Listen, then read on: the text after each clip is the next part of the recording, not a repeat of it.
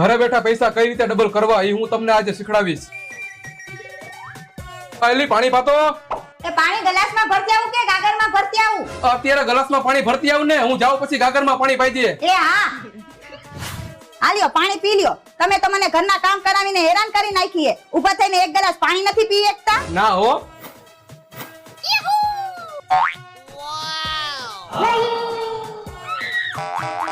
કેમ પગે લાગેસ? તમે તો મારા પતિ પરમેશ્વર હો, પગે તો લાગવું પડે ને. એવું હે એમ ને? ભલે હાલો, કઈ કામ હોય ને તો કહીજો. મુંજાતા નહીં, હું શાકભાજી લેવા જાઉં છું.